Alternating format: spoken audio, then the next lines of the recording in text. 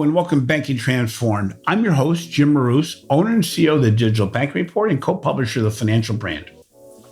Every financial institution must evaluate how to adapt its technology strategies to support business change, operational resilience, and digital response. More than ever, the ability to innovate at speed and scale has become a core competitive requirement. In this year's Digital Banking Report, Innovation Retail Banking 2021, sponsored by Infosys Finacle and EFMA, it was found that the importance of innovation is taken center stage at many financial institutions. Our guests on the Banking Transformed podcast today are Sanat Rao, CEO of Infosys Finacle, and Miguel Rio-Tinto, Group CIO and CDO at Emirates NBD. We'll discuss the increase in innovation and digital transformation maturity of financial institutions and what still needs to be done. A winning formula for innovation in banking must focus on how it will impact the user experience, whether this is the external customer or the internal employee or both. Taking an experience-focused approach can help financial institutions compete with the challenger mindset of startups and scale of big tech players.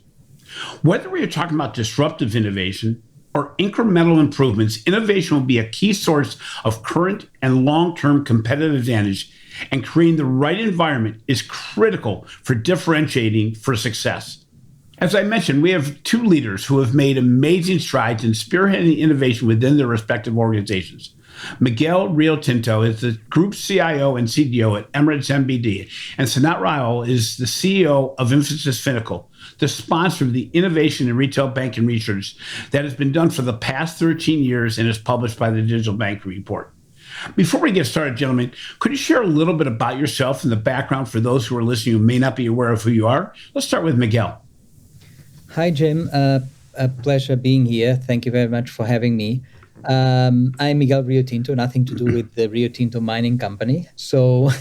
But I'm the CDO and CIO of Emirates NBD. I joined the bank about 4.5 years ago. Previously to that, I was a senior partner at McKinsey, actually focused on digital and technology. I was leading digital McKinsey in Iberia for a long time. And I'm an engineer at heart, and always been an engineer, and will continue to be an engineer until I'm dead. So, and Sanat? Yeah, thanks, Jim, for having me, and it's a pleasure to be here. So I'm Sanat, and I'm speaking to you from the UK, where I live. So I've been privileged to lead Finacle's business for the past 4+ years, at a time when technology is arguably the biggest enabler of both superior business performance on the one hand and of enabling outstanding customer experience on the other. Prior to joining Infosys Finacle, I used to be a senior partner with IBM in their global consulting organization here in the UK.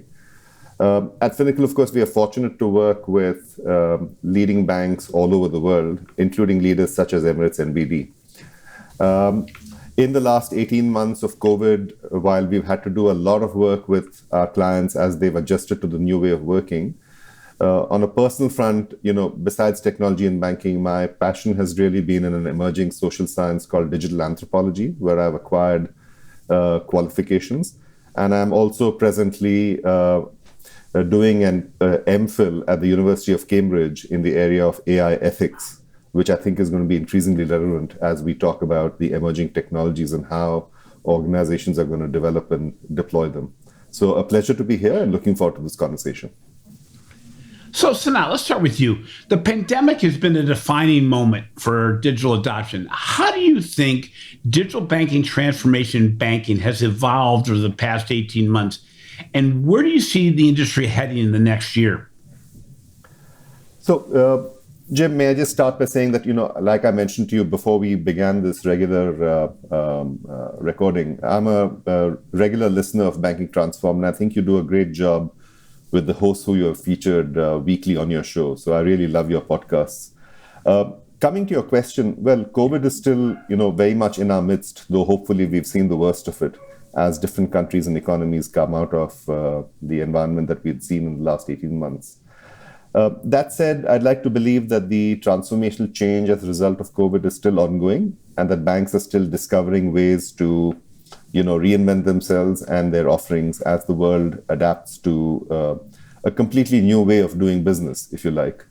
And whether it's through relentless innovation, whether it's through back office reengineering, whether it's the capabilities that are available through modernizing the technology infrastructure, or quite simply, whether it's in developing new, leadership paradigms. I think banks are aware that there are very different ways in which they can lead. While there's no doubt that the world has evolved in a manner that was, I would say, completely unexpected and unanticipated when COVID hit us early last year, I think the challenge hereon is going to be to ensure that the change that we've begun seeing in the last 18 months is sustained. Mind you, we live in an era where the customer is more demanding than ever before. And if anything, those expectations, I think, have increased manifold in the past 18 months. And therefore, in my opinion, staying relevant is going to be the biggest concern for the leaders of banks today and going forward. Consequently, I think banks are going to be in a stage of continual transformation.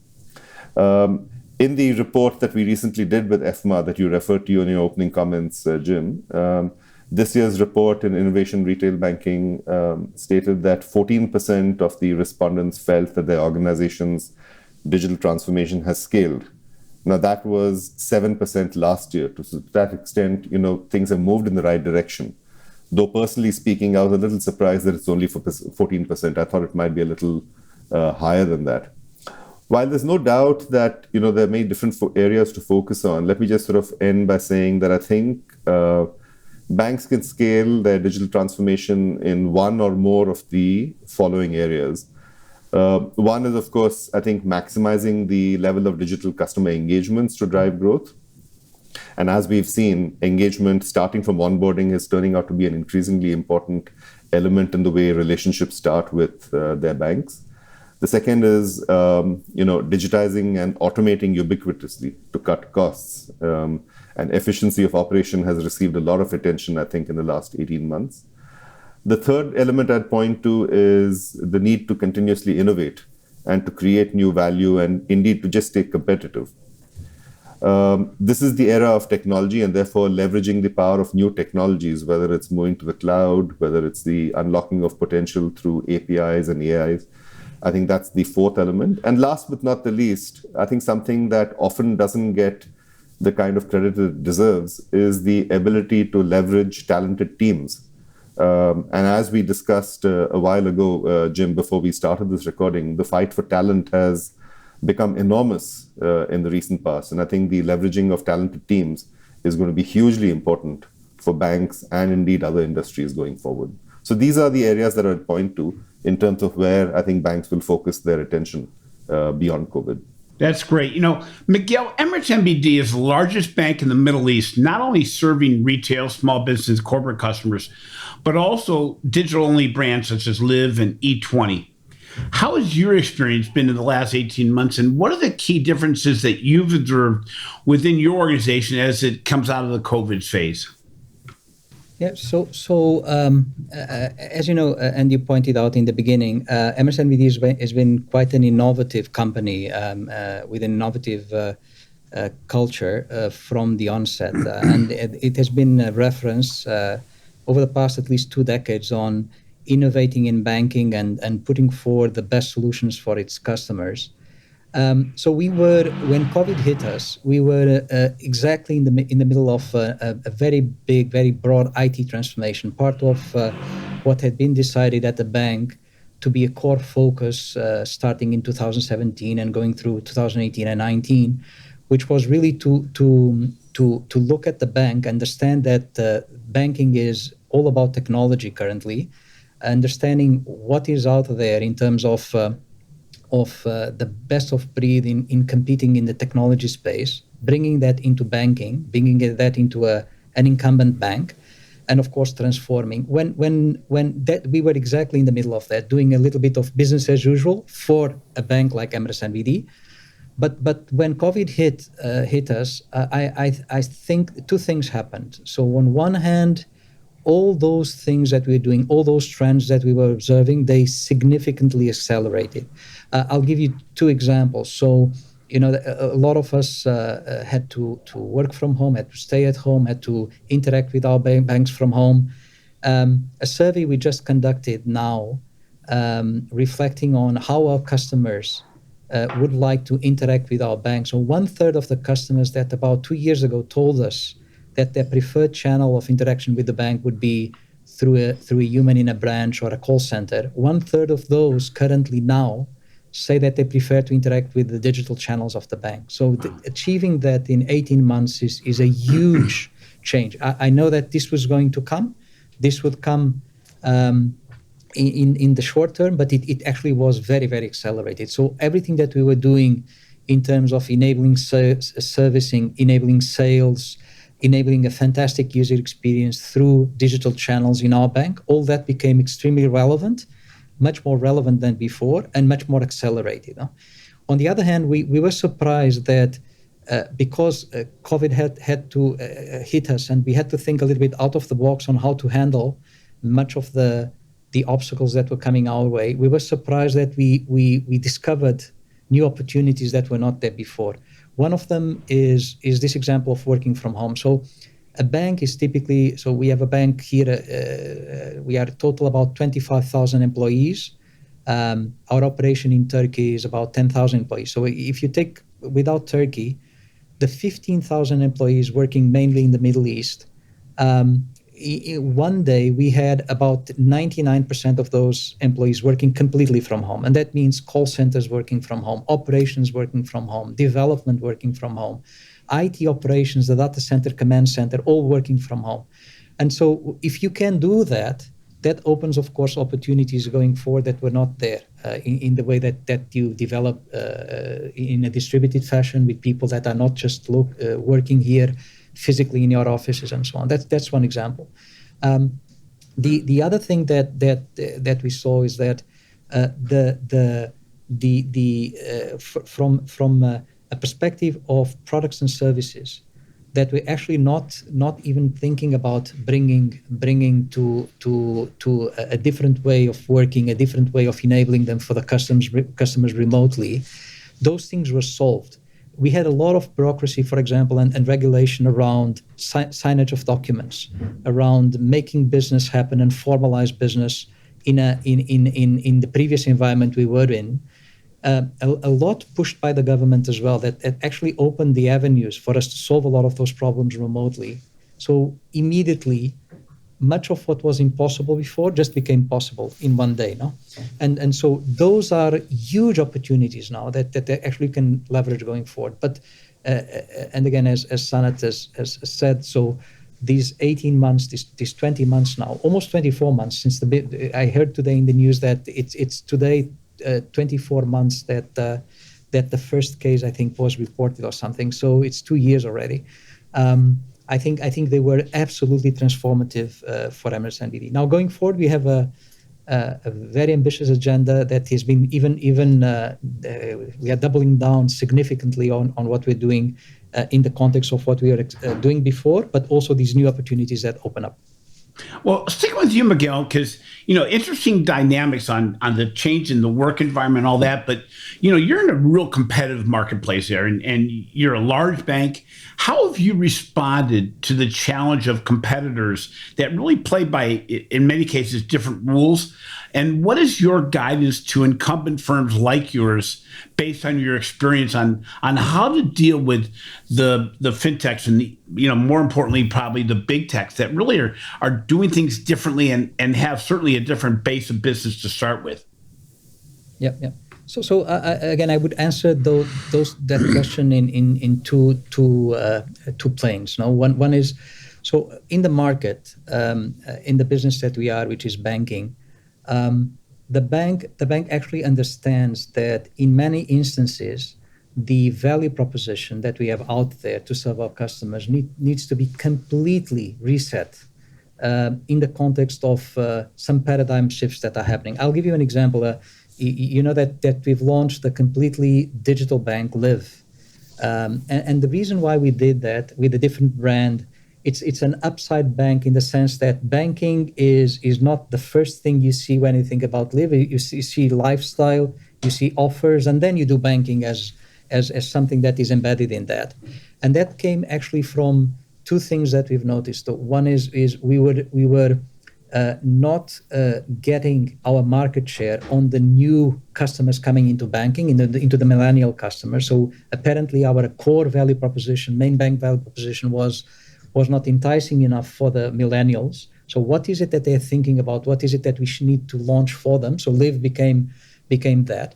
And second, even the way that you frame your processes, that you think about straight through completely in a digital setting, no longer leveraging the legacy processes of the bank, but really thinking bottom up, out of the box to launch that. So the bank decided, let's launch a new bank. And Live, for you to have an idea, so monthly, so we now have about 500,000 customers, 500,000 customers in the UAE, customers of Live.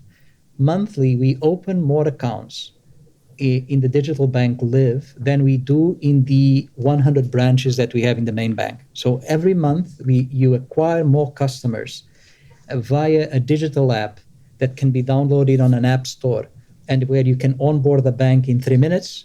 You acquire more customers in this way, and more customers in the demographics that you'd like to have than you do with all the 100 branches and all the salespeople that we have acquiring customers that actually are coming to the main bank. And this is absolutely amazing and transformative. And so this is how we are responding to the market and the competitive pressures that are coming. We are embracing these trends. You have to be courageous enough to challenge your status quo on everything, from the value proposition, as I highlighted, to the processes, to whatever you're doing now. Sometimes it will not work for the new paradigms, and you have to be fast enough, innovative enough, and transformative enough to launch this proposition. That's more on the business side of things. No? On the IT side and on the technology side, I'm very lucky because my ExCo, my CEO, they have an understanding that it's not just from now, it's from many years, 5, 6, 7, 8 years from now, before. They have an understanding that technology is a core competency of the bank, probably the most important competency of the bank. And they have been, the CEO articulates this very, very well. He is the first to articulate, and he's a traditional banker in the sense that he was raised as a traditional banker, but he articulates this very well because he understands that I'm at the heart, a bank is a technology company, and he phrases that constantly. I've worked as a consultant with other banks previously, and many of them, I mean, at the core, they see themselves as bankers. The bankers are, and here I think the understanding that technology is really at the core is very embedded, and very, very embedded from the top. And the second one that he clearly states is all our strategy goes through digital. If we don't digitize, we're going to die, and he articulates that very well as well. So these two things, I'm very lucky because sometimes in other organizations, other incumbent organizations, you as a CIO have to convince your board, you have to convince your CEO that, look, this is important. Here, I don't need to convince anyone. These guys are the ones putting me pressure and giving me the resources, actually, which is very good to be able to do transformation. So on technology, and I touched, I highlighted a little bit the technology transformation we are doing, and that we've just concluded a very large 4-year transformation where really it's no longer, the reference is no longer the best of breed of the banks. The reference is the best of breed of the technology companies that are out there. What are they using? What kind of technology stacks are they using? What kind of innovative approaches, how they manage big data sets, or how they manage API and integration and all of that.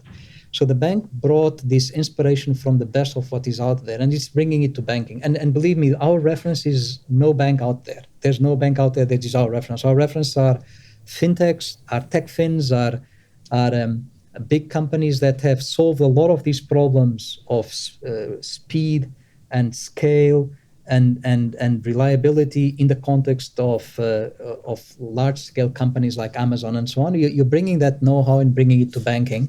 This is what we have been doing. So two-pronged response to you, which one is on the business side and one is on the core, on the technology side as well. You have to be transforming constantly.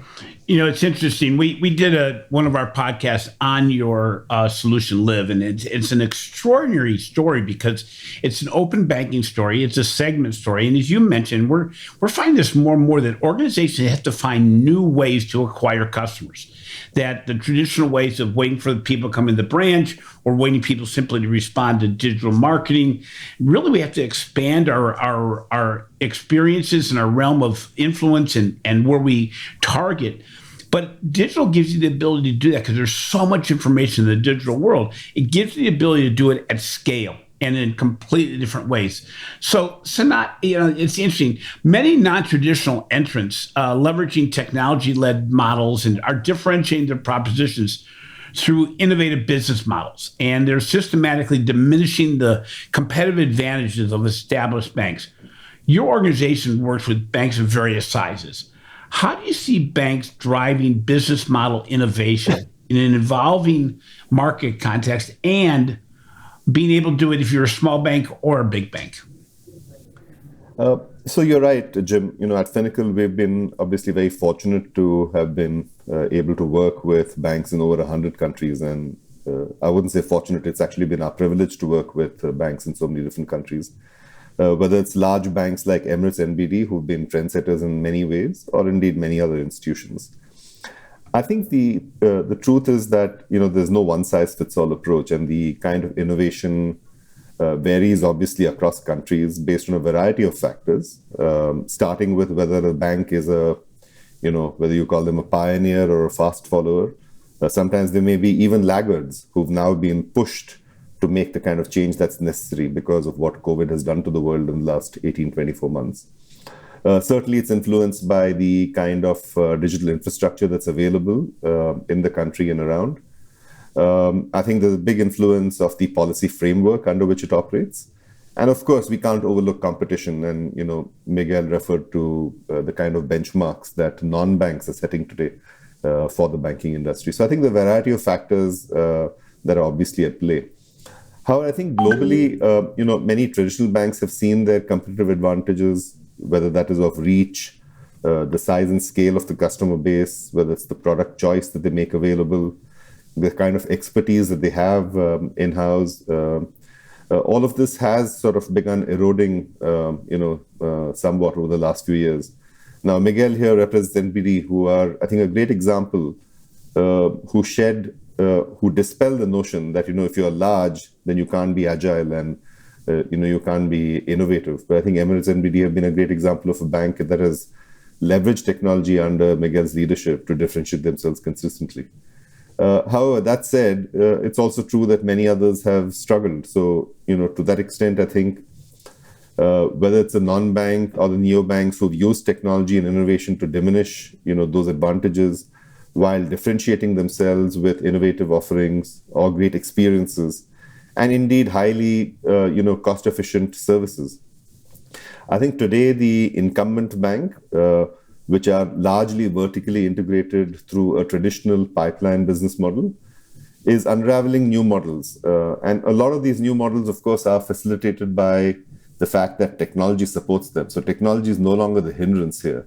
Technology indeed is the enabler. And the ability for a bank to transform to a new model is built on factors which are outside of technology. Jim, I was reminded of a recent podcast that you recorded with Ron Shevlin, where both of you were rewinding the great banking debate. And something that you touched upon was the business model. I think there are several approaches that a bank that can take, towards reimagining its business model. We've recently completed a research report on digital banking business model innovation, along with 11FS. And we've organized the new model into largely 8 different archetypes, if you like, where we're seeing a lot of action. I think the model that is seeing a lot of traction is embedded finance, and Miguel referred to this. And not unexpectedly, I might add here that embedded finance is increasingly, assuming more and more importance. I think here companies such as, whether it's Apple, Amazon, Uber, and a host of others of a similar genre, if you like, are masters of, engagement and customer insight. They've embedded banking and banking-like services and payments into their products and services. So I think that's certainly one element of a new model that's increasingly turning out to be relevant. Now, I'd stress this point that while it's not necessary, it's probably not a model that is seen by a majority of institutions. I think the ones who are beginning to adopt that model are going to be the real disruptors. So if a bank believes that a majority are not doing this, they shouldn't take false comfort in that, because the handful that will take this model will be the one that will really disrupt. Then you have the digital-only banks, and Miguel referred to Live, who deliver services entirely through digital touchpoints. Their strengths are high quality of experience from the onboarding process, indeed a much lower operating cost than traditional banks, and most target tech-savvy consumers and small businesses. And indeed, some of them, work with even narrower segments and gradually sort of expand their reach. The third element I'd point to is the banking as a service model. Now, I confess that this is something that is still at a very early stage of maturity, and therefore this terminology probably means different things to different banks. But these are, complete banking processes that are offered through APIs, so third parties can embed them in their own products and services. Goldman Sachs, Solaris Bank, and a handful of others, indeed in different geographies, I think are notable examples. There are, of course, other types and other models available, whether it's digital financial advisors, whether it is, finance and non-finance marketplaces, whether it's the banking industry utilities, which are talked about, but I think, not too many have really scaled, and banking curators. So I think a variety of different models that are available, but I think I'd point to the first four that I talked about as the ones that I think will assume a larger connotation going forward.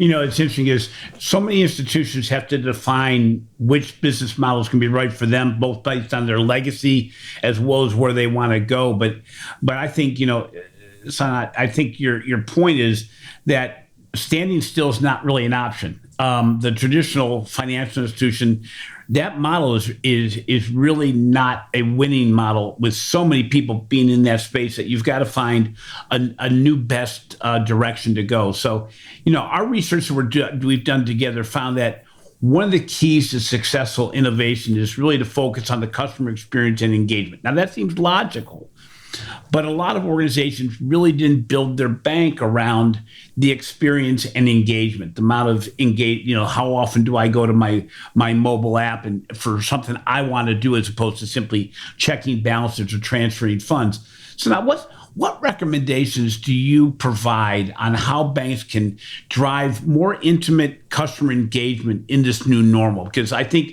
we've talked about in a couple of recent podcasts that loyalty may not be based on what accounts you hold or how much balance you hold anymore. And Liv's a great example. It's how often can we get them to really the customer to really rely on maybe their mobile app or their online app or simply coming to the branch and engaging. Because if your brand is engaging and if the customer or member want to engage with you, you've made headway. I mean, that's what PayPal is trying to do with their super app and what other organizations are trying to do. So again, how do you think banks have to drive this engagement in the new normal? So you've talked a lot about engagements in your podcast, Jim, and I think very often you refer to the fact that you're astonished that your bank has all the data about you, and yet they come and ask you questions that they honestly have no business asking. So you're right. I think in our opinion, this is more true, I think, post-COVID, that customer engagement is probably the single biggest factor that stands between outstanding success and mediocre banking.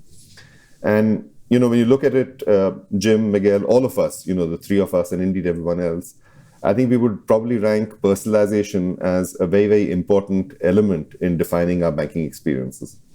So from a bank's point of view, this is not just about the kind of experience that they provide a new customer whom they're trying to attract. So the onboarding and the pre-onboarding process indeed is very important. But indeed, even thereafter, when the bank needs to retain that customer's loyalty on an ongoing basis, and as we've discussed in many other forums, retaining customers' loyalty is a far more difficult challenge than I think ever in the past.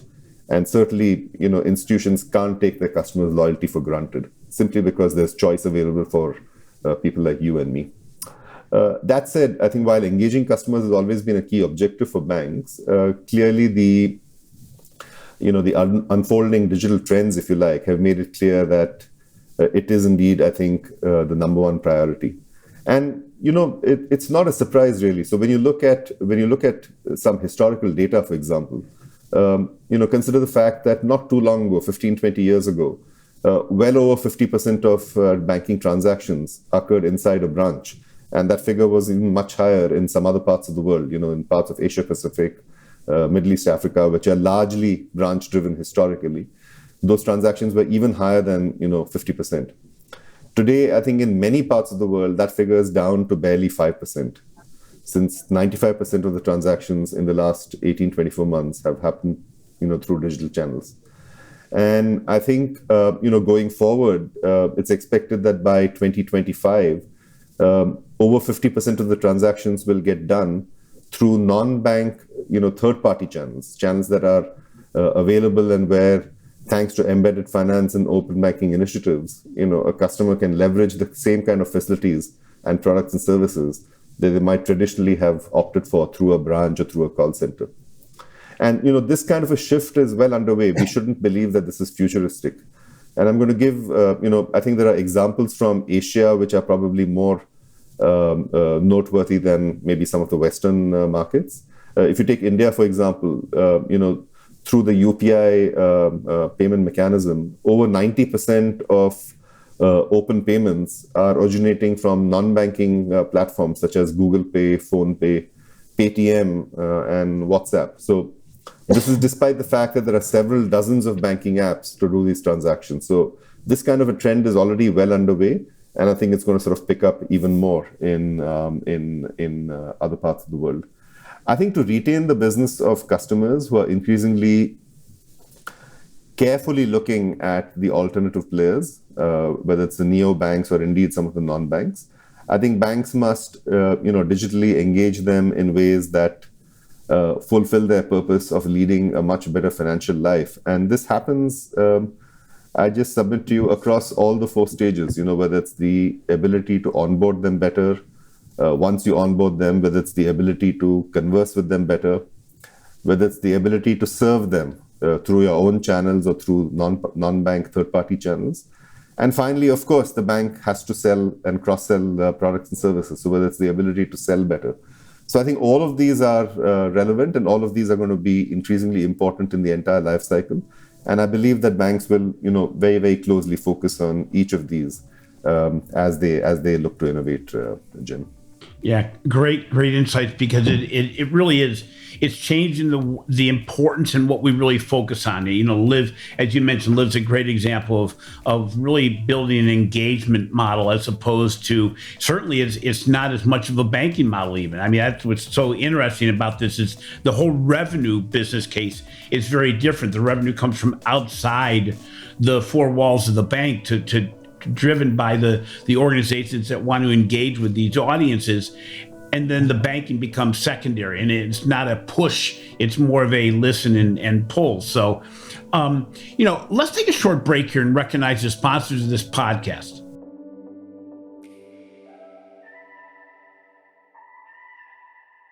This show is sponsored by FIS. Have you ever felt frustrated in checking out online or making a payment over the phone? The Go-Kart team at FIS Impact Lab certainly was, and that's why they created a better payment experience. Go-Kart recognizes your email and lets you pay quickly anywhere, with no passwords and no long forms. You can pay faster for anything, even things you wouldn't expect, like healthcare, professional services, and more. Go-Kart also goes beyond online checkout and allows you to pay easily by email, text, and even with QR codes. If you sell products or services online or in store, find out how you can use Go-Kart to simplify payments and increase your sales at gokartpay.com/podcast. FIS, advancing the way the world pays, banks, and invests. Welcome back. I'm joined by Miguel Rio-Tinto, Group CIO and CDO of Emirates NBD, and Sanat Rao, the CEO of Infosys Finacle. We have been discussing the shift seen in both digital transformation and innovation maturity since the pandemic. So, Miguel, at Emirates, what's your approach to leveraging modern technology to drive growth and profitability? What are some of the key initiatives that you're doing to help your bank unlock this value? Yep. I would just touch very quickly on what Sanat was mentioning before about engagement and how you drive engagement with your customers. And especially relevant now in the context of what is happening with the changing behaviors with consumers with COVID. One of the things that Sanat said, which is true, it has been accelerated, which is the movement of your interaction with your customers is increasingly done by the online channels, and what we are seeing is an overwhelmingly shift in individuals to the mobile app, and the question then becomes: so that there was this rich model of interaction with the customer via the branch, via the relationship manager, and so on. Now, how do you make that happen through digital channels? How do you make that happen to the digital channels? No, and there is a very very simple question, which is how do you make it that your app is actually sitting on the first page in your phone, in your smartphone? So, that we typically organize our apps, and the most used apps are on the first or second page. Now, that's the first thing. So, how do I get you to come back and to click on my app and come back? No, and then adding to that is, okay, how do I interact with you? How do I engage you in a world where there's no human there? No, so how do I do that? No, that is a very very deep and very important problem that we are solving. So you've touched on some of the stuff we are doing. Live is a good example about having offers and promotions that are associated with your preferences, with your hobbies, with your lifestyle. So you have a reason to come back to see the promotions. We offer games. You have games. You can play very simple games in Live, so that there's a reason for you to come back. You can earn some money by playing games as well, and so on. So these are examples. But then on the other side, and this links to another discussion, which is, in order for me to then engage with you, I have to leverage your data, as you correctly pointed out. So how do you leverage then the data to put some offer in front of me, to put some insight in front of me? It means things like, you've spent so much this month on this. No, so that's very very. That's very difficult, and it takes a huge effort to bring all of this together. The technology issue is just a small part of it, but having the organization as a whole build around this and actually focus on engaging the customer through a mobile app in a bank like ours is an overwhelming effort, and it's clear at the center of our priorities. But now, linking a little bit to the question you just asked, so there is a clear agenda on enabling all that we're doing. Sales and services, complex sales even, and engagement through our online channels. And we are putting technology completely at the service of that. And I'll give you some examples. So when we do that, banks have a way of trying to digitize by just exposing the functionality on the app, but then on the back, everything is manual. So you have underwriters, you have compliance officers, you have operations guys, and so on. So it's not about that. It's about doing it in a way that is truly digital, a fantastic user experience. And this actually, we call it here STP, completely STP, meaning it doesn't touch a human. It's zero operations. No? To do that and to code and put in the system the rules, the heuristics that the human was doing as an underwriter or as a compliance officer or as an operations person, that then takes a huge effort. And so our investments are on digitizing these journeys, sales and services journey, including complex ones like personal loans, auto loans, and so on. Very focused on our mobile, to some extent on our online channel as well. And this covers both individuals and corporates.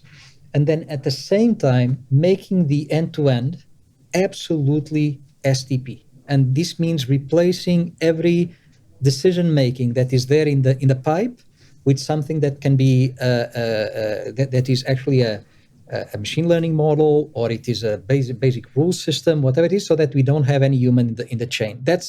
We are obsessed about that currently. We were before COVID. It's coming from the top. Our CEO puts us some KPIs on how many journeys have we enabled, what is our STP rate on those journeys? Those are the two metrics he looks at. And then adding to all of this has to be done. It's not just about the transactions and the journeys. It's about then how do I make it engaging in the app, no? And how do I make you come to our app so that you favor coming to me instead of going to another app, to a competitor, or even to a non-bank where you actually prefer to work with them and actually do your payments and so on outside of our app, no? So it's interesting, Sanat. You mentioned early in our conversation that you have an interest and focus on digital anthropology. So it's very curious to learn how you see the relationship between humans and digital era technologies evolving, and how organizations can harness that to drive change. And just as importantly, how do we make it so the employees that we do have learn more about digital and feel part of the equation? Because we found in our research that if you don't make them part of the digital experience, they will do everything in their power, only because it's human nature, to undermine your initiatives in digital. So how do you see this work in the future, the humanizing of the digital experience? So thanks, Jim, for that question. And it's a topic that I'm very passionately involved in, not just because of our day-to-day activities, but indeed, I think it's something that's going to be increasingly relevant going forward.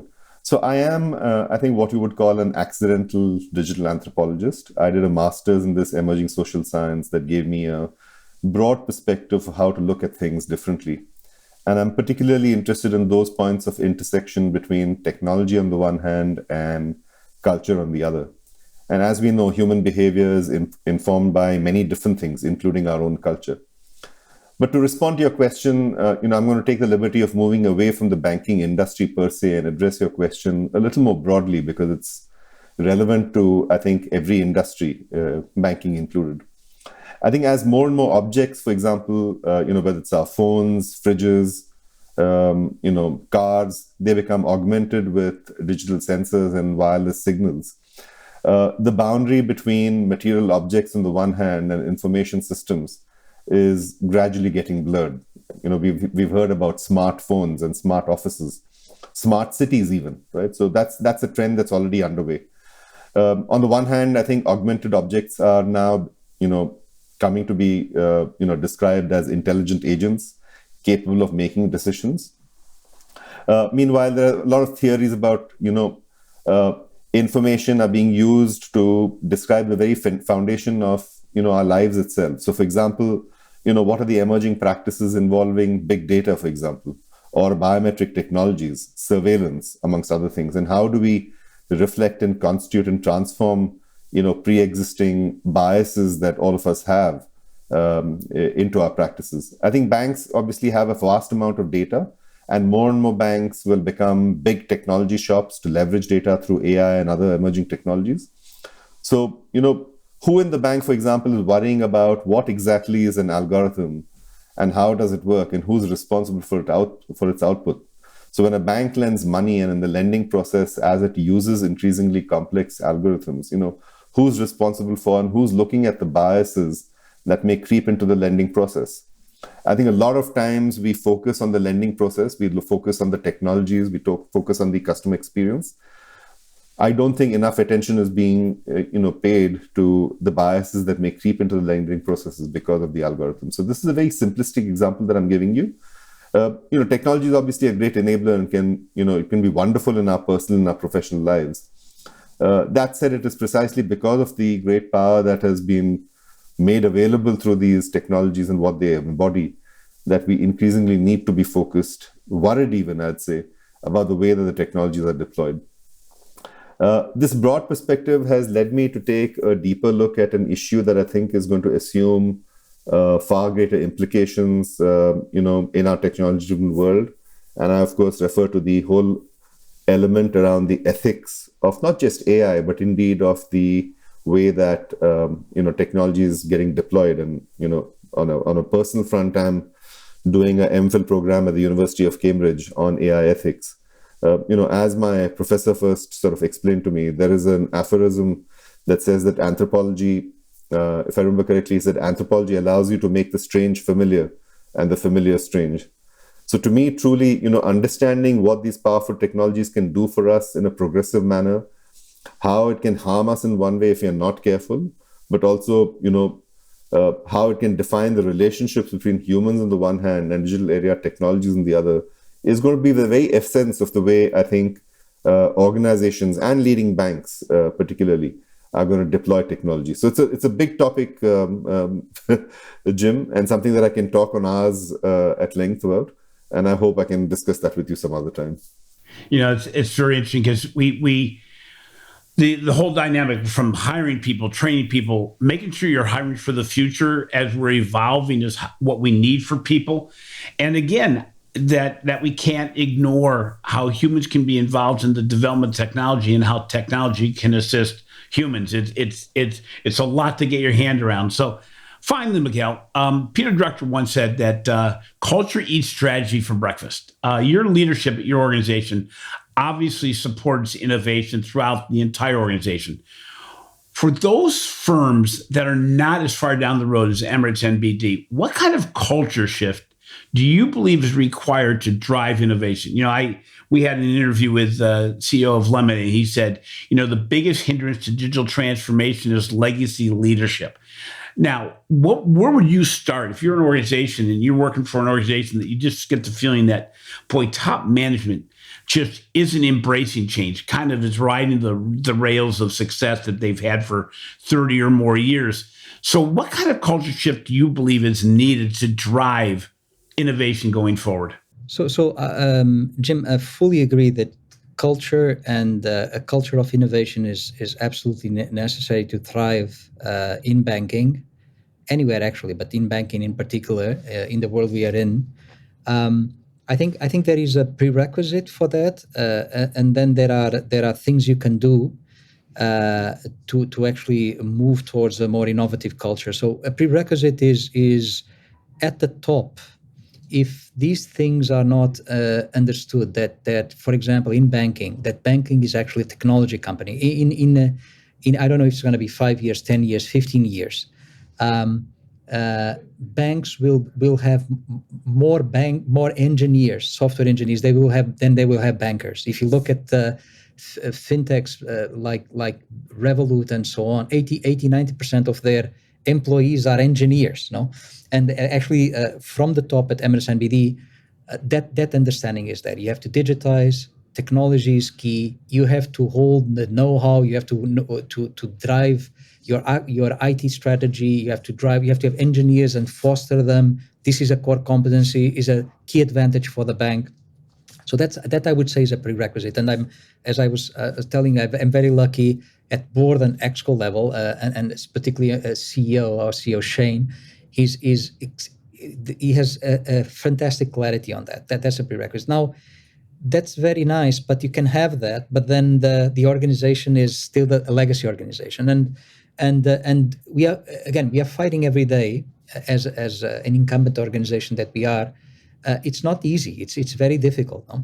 The approach here was a little bit the following. So again, understanding that technology is at the core. Let's start a big technology transformation. Let's bring in, for example, a new agile way of working, where we bring squads together, multidisciplinary competencies, and so on. Let's bring it through IT. And then let's start embedding the business into this as well. So let's start eating the business from inside. So and this is how we are approaching it, and it is very transformative. So we started this technology transformation. One of the key work streams around this is the agile way of working. You form smaller squads. They own an IT product. They enhance the product with a view of the product ownership. So your mobile app is actually a product. It's no longer a banking. A personal loan is not just the product that you have in banking. It's the mobile app is a product. It's a product in itself. So that knowledge, then you start and ask, okay, business, you have to nominate a product owner for this, someone that will guide us on the enhancements that have to be done here. And so they nominate a product owner. Then this guy has to have stature. This guy has to coordinate across all the priorities and the strategic priorities that are coming. So you start eating the business from inside through the technology stream, and this is how we are trying to really foster a different way of working, a much more blended IT business interface, And again, when you do that, and you put the right processes in place, you put the right people, because in IT, for example, we had to replace about 40% of our managers to be able to bring that in. It's a mix of changing 2/3 of the people that exist and hiring 1/3 of new people as well. I'm part of the new people that was onboarded to actually change the organization 4 years ago within IT. So I think these are the two things that. So on one hand, a clear leadership from the CEO, from the exco, from the leadership that this is important, this is the way to go, and I have a very clear leadership on that, and thankful for that. And at the same time, a thrust to change from within by blending IT and technology further around these ways of working, which actually the Amazons and the Googles and so on, this is the way they work. They see search as a product, So this is new for us. They've been doing it for 20 years now. So it's around that. It's not easy. It's an everyday struggle. You find a lot of blockers, compliance, ops risk, So it's part of the journey. And again, if you have then the leadership to be able to take these obstacles that are in the way, these blockers, and help you overcome them, then things flow. What an amazing place to end. I want to thank both of you gentlemen for your time today. It's interesting is I think I've already developed what the headline or what the title of this podcast is going to be. And it's really going to be the Masterclass in Innovation and Digital Transformation in the Future of Banking. Because, what a learning experience. You shared a lot of insight. There's a lot of things to do. And what you shared is really a path for the future. And again, thank you both for being on the show today. Thank you, Jim. Thank you very much. Thank you, Jim. It's our privilege to be associated with you and Digital Banking Report, and of course with Miguel and his team at Emirates NBD. So thank you for the opportunity today. Thanks for listening to Banking Transformed, rated as a top 5 banking podcast. I generally appreciate the support you have provided over the past 2 years. If you enjoy what we are doing, please be sure to follow Banking Transformed in your favorite podcast app.